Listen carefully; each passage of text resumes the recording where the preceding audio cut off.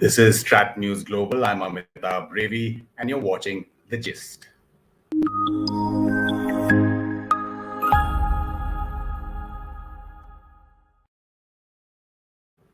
A warm welcome to all our viewers who are watching this live stream, and a warm welcome to all those viewers who will pick up this stream later on our YouTube channel. Welcoming for the first time on StratNewsGlobal from Taipei City in Taiwan, Dr. Sana Hashmi. She's a visiting fellow with the Taiwan-Asia Exchange Foundation and has been a former Taiwan Ministry of Foreign Affairs fellow at the Institute of International Relations, National Chengchi University, and an ex-consultant with the Ministry of External Affairs in India. Dr. Hashmi, thank you so much for your time. Thank you so much. It's wonderful to be on your show today. Pleasure is ours.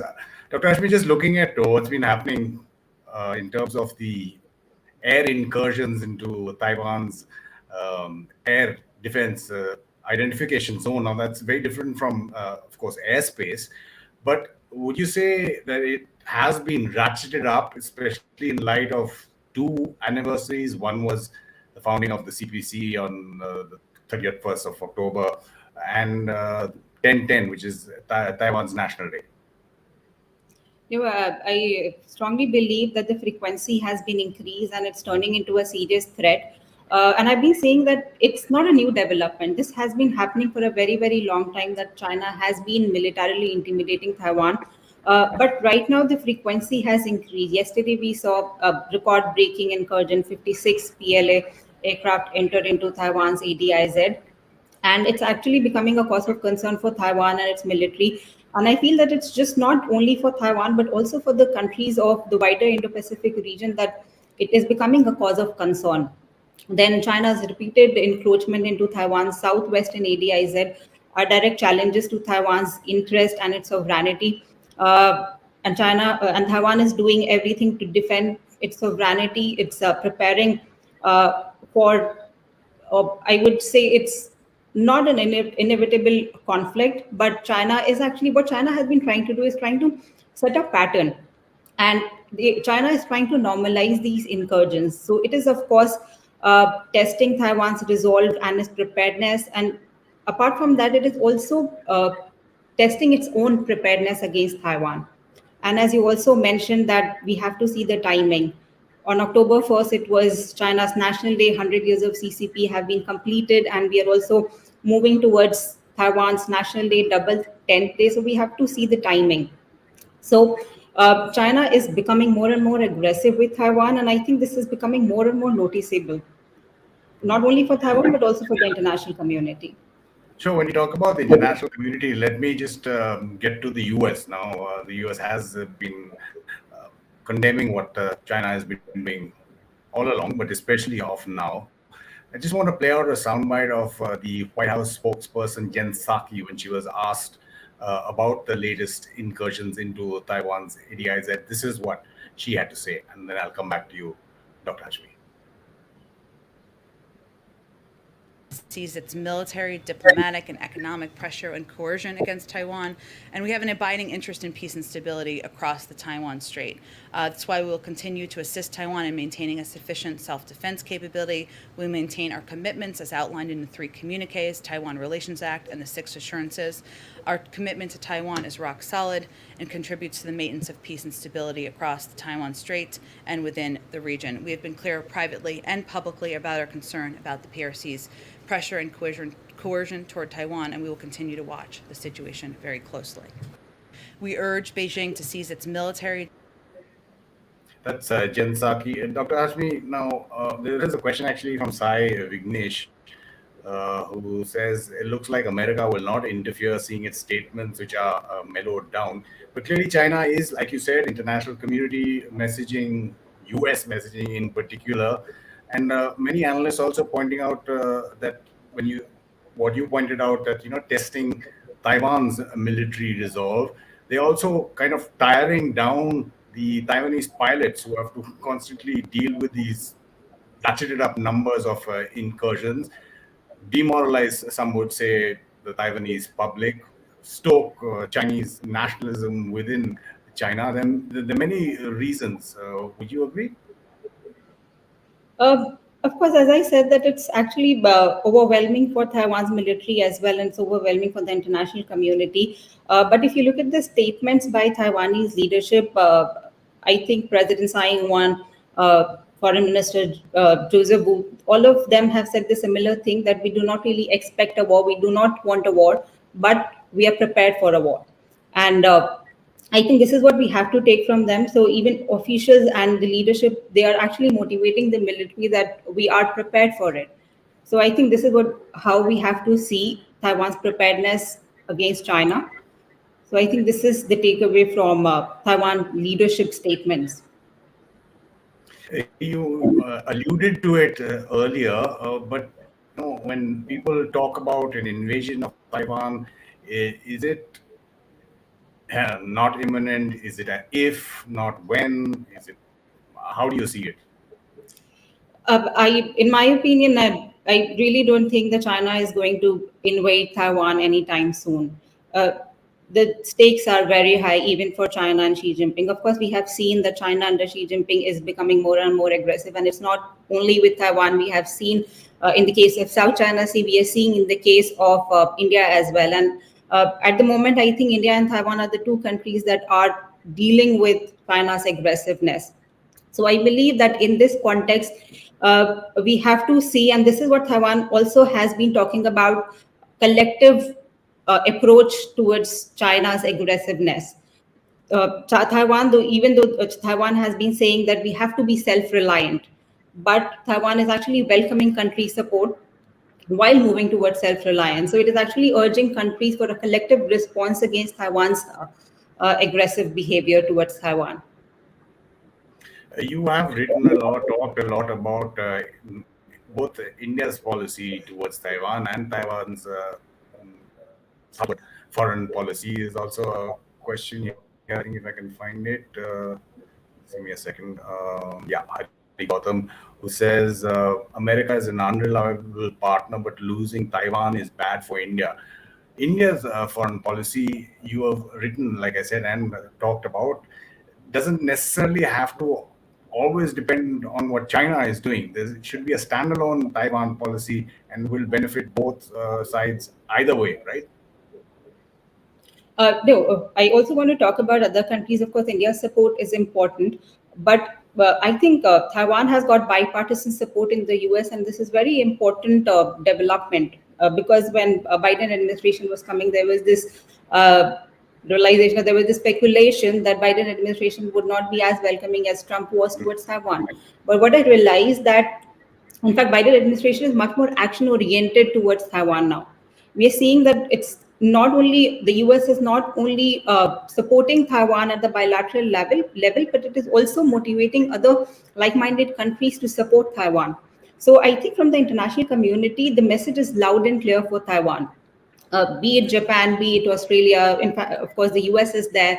All these countries, and in fact, the European Union and several countries in the Europe, they have been urging Taiwan and China to talk, to negotiate, and also urging China to stop militarily coercing Taiwan. And in fact, today only President Tsai Ing-wen wrote an article in Foreign Affairs, and she actually said that if Taiwan were to fall, the consequences would be catastrophic, not only for Taiwan, but also for the international community.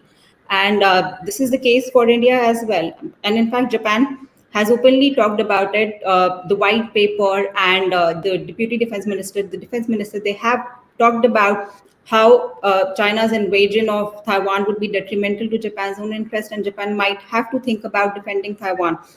So I think all these factors are very important, that the security of Taiwan is actually linked not just to the US and other countries, but also to the countries in the region, such as Japan and India. So I believe that we also have to take a holistic view of Taiwan's security. Absolutely. But your thoughts on India-Taiwan relations? Yeah, so I believe that in the India has been cautious with respect to Taiwan, I believe, and we know that India adheres to the One China policy, and this is one of the major reasons why India is not very proactive and not openly talking about Taiwan. But if you look at the developments in the past, I would say 2 years, uh, we would realize that India-Taiwan ties have gathered unprecedented momentum in the recent years. and this largely come about with the growing support to Taiwan at the civil society level in India. But we also have to give credit to Taiwan for that. So when President Tsai Ing-wen came to power and DPP came to power, Taiwan tried to reach out to India. So whatever we saw last year, how Taiwan tried to reach out to India through social media, and President Tsai Ing-wen tweeted to the Indian Twitter users, Taiwan's outreach has been going on for a very, very long time. So Taiwan initiated this new southbound policy, which is its flagship foreign policy move. So that was officially launched in 2016. That has actually kind of worked as a roadmap for greater engagement with Taiwan's potential partners and friends. And I believe that India is at the center of the new southbound policy. So this has actually motivated Taiwan and to some extent India to engage each other meaningfully and purposefully. But of course, we are also realizing that China is a common threat, and the threat from China is actually becoming pervasive with time for both India and Taiwan. So I believe that India's cautious approach, as well as Taiwan's erstwhile West-centric foreign policy, I think both countries' approach have been changing, and they are trying to engage each other more meaningfully now. Meaningfully, I'll just get to more in terms of specifics, but there are many who knee jerk because of India's current non-relationship with China, so to speak, and what happened in Galwan, say that the one China policy should be reviewed. Isn't that a card that India should keep for an extreme situation? I don't think even Taiwan wants that. And Taiwan's stated policy has been that, and I think you also mentioned about that, that how India could think about having parallel ties with both China and Taiwan. Having robust ties with one doesn't actually mean that the other country has to suffer. If India is looking towards China, it could also look towards Taiwan, and this has been the policy of Taiwan. And I haven't really come across any statement, and even during my interaction with Taiwanese officials, that no one has ever talked about abandoning China for Taiwan or abandoning Taiwan for China. So I think this is very important when we talk about establishing ties with Taiwan, and even when we talk from Taiwan's approach, Taiwan has been asking for upgrading the unofficial ties which we already have with Taiwan. So it's just about elevating and expanding the areas of the pre-existing areas of cooperation. Expanding, there was a lot of talk and reporting about a multi-billion dollar semiconductor deal. But when you talk to Taiwanese, they express a lot of anguish or angst about the business environment in India, specifically in terms of upping India and China, I beg your pardon, Taiwan's relations. What are your thoughts? Of course, there are problems, but there was a report where it was mentioned that there are talks for Taiwan to establish 7.5 billion semiconductor plant in India. Of course, there are several problems, but we can't really deny that India is a potential market for Taiwan. And India could actually attract Taiwanese businesses to build the production bases that it has ample human resources and a very important location. And when Taiwanese companies are trying to pull out of China, and India is also trying to decouple from the Chinese economy. So I think these two countries could actually work in a mutually beneficial manner. And for an advanced economy like Taiwan, India is definitely a huge market and investment opportunity. And it also helps in Atmanirbhar Bharat, then Make in India. Then I believe that for India as well, in these areas, Taiwan could be a partner. Uh, but of course, there are issues, there are infrastructure issues, there are bureaucratic issues, and also from Taiwan side, there's an issue of language.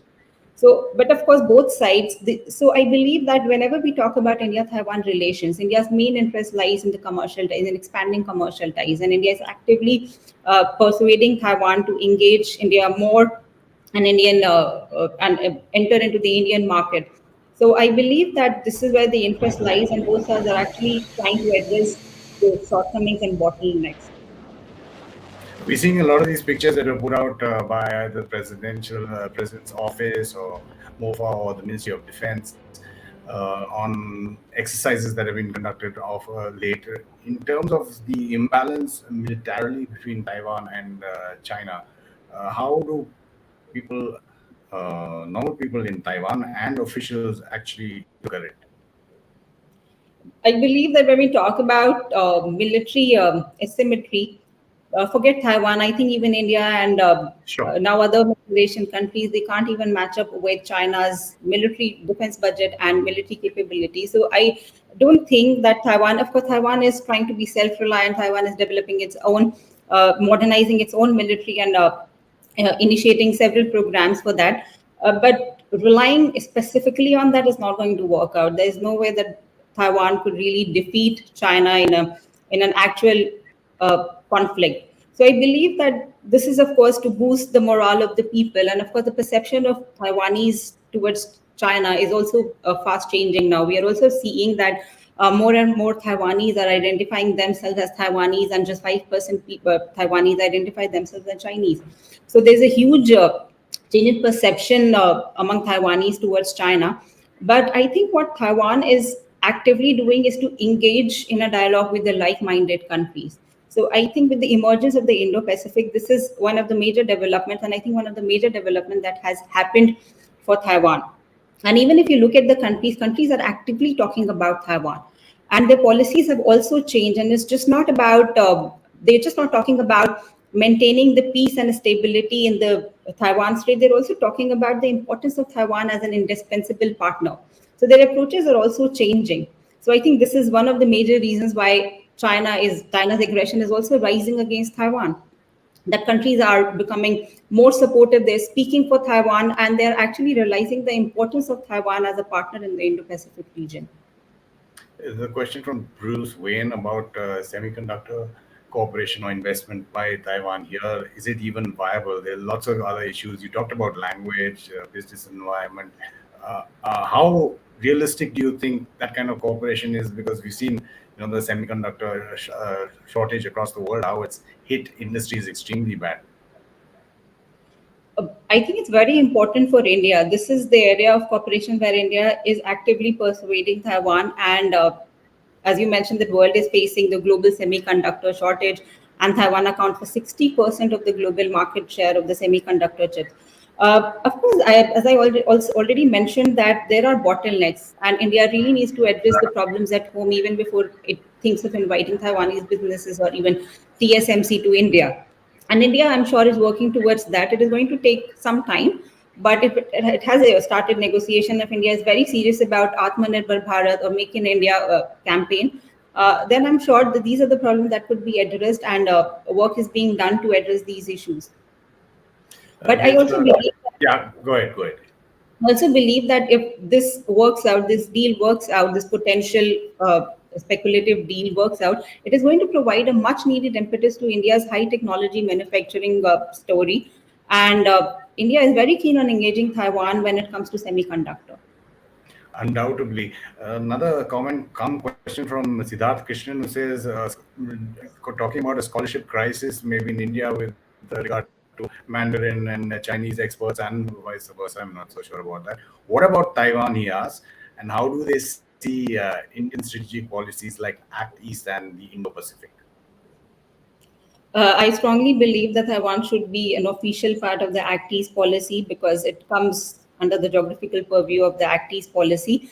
But of course, officially, India hasn't really included Taiwan under the Act East policy. About the language learning in Taiwan, of course, a lot of students are unable to go to China, and I have been talking about how Taiwan could turn into a language Mandarin teaching hub.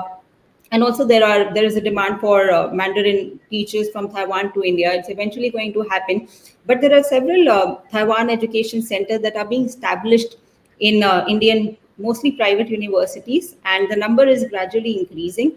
But apart from that, there are several language scholarships which are being organized by Ministry of Education, and also there are different channels through which Indian students could come. But I think there's lack of awareness about the available programs in Taiwan, and Taiwan is a wonderful place for language learning, and also not just for language learning, but I feel that people should also come for higher studies, and specifically in the social sciences. What I've also seen in my 2 years in Taiwan, there are several Indian students. There are more than 1,500 Indian students, but most of them are doing sciences courses. They're doing postdoc. So there's a lot of cooperation in the field of science and technology. But when we talk about students in the social sciences field or the language field, I feel that we still need to do a lot of work for that. There's a lot of commentary I'm getting here. I'm just going to take one of them. What's Taiwan's position vis-a-vis Arunachal Pradesh? Is there some kind of position? There's a lot of back and forth I can see in the chat box. DPP doesn't really have, the ruling party doesn't really have a position on that. But of course, in the constitution, it's there that ROC claims the uh, Indian territory. But DPP has a very different perspective on that. But of course, constitution is a different thing, and the ruling party, of course, they don't really talk about it openly. But I haven't really come across any statement saying that they claim any of India's territory. China's pressure on Taiwan, not just military, we've seen on trade as well of late. WHO, we saw how Taiwan was kept out. What are your thoughts on CPTPP? Because Taiwan also wants to join China, given its papers a day or few hours after AUKUS was announced as well. Yeah, I think Taiwan's interest has been long-standing in the TPP, and Taiwan has been trying to submit an application for the TPP. Of course, the timing is kind of awkward right now, but I think it's mostly because of the procedural issues. But Taiwan has openly stated that China's policies, the economic policies, they are actually opposite to the principles of free economy, and there's hardly any transparency, and there are import bans without, they really don't give a reason. We saw how they imposed 200% tariff on Australian wine, and we're also seeing how they are actually economically coercing Taiwan. Now, this has been happening for years, and specifically in the past year. So I think this is why countries are also going to support. Of course, countries who are already a part of TPP, is going to be difficult for them to really choose side. But I think they're going to be more favorable towards Taiwan only if it comes to the principles and which country is going to be more transparent in this TPP. Sure. And again, in Taiwan itself, whether it's officials or the normal public, how do they view, say, the United States? You talked about Japan a lot before the new prime minister took over, but we presume the policies will continue. Taiwan was mentioned a lot. Do Taiwanese feel the US or Japan or anyone else will come to their aid when push comes to shove if there is something of more than a threat than just ADIZ intrusion? I think the ambiguity still persists, and if you ask me, they really don't expect any country to come to their rescue. Of course, and this is why they have been saying that we have to be self-reliant. And I think this is the stated policy that we don't really expect any policy change by any country. We have to be self-reliant. We can't expect any country to change their policy. But the support which Taiwan has been getting from the US and from Japan and even from Australia, Australia has been openly talking about Taiwan now. And I think this is unprecedented for Australia. Australia wasn't really talking about Taiwan like this before. So I think they're overwhelmed with support. There is also realization that these are like-minded democracies, and most of the countries are actually facing similar threat in the name of China's aggression. So I think this is one of the major reasons why most of the countries are being very open about Taiwan and urging China to not militarily coercing Taiwan. So I think this is a very important development, and this is being appreciated by local Taiwanese as well as the leadership. Dr. Sana Hashmi, we appreciate your time and your experience as well as expertise. Thank you for giving us time on StratNewsGlobal. It was a pleasure. Thank you so much. It was a pleasure too. Just a reminder to all our viewers, you can send in your feedback. You also subscribe to our YouTube channel. If you haven't done so already, we're trying to get to that 100,000 mark as soon as possible. Follow our social media handles on Twitter, Facebook, and Instagram as well on the latest news and analysis from an Indian perspective. This is The Gist on StratNewsGlobal. I'm Amitabh Revi.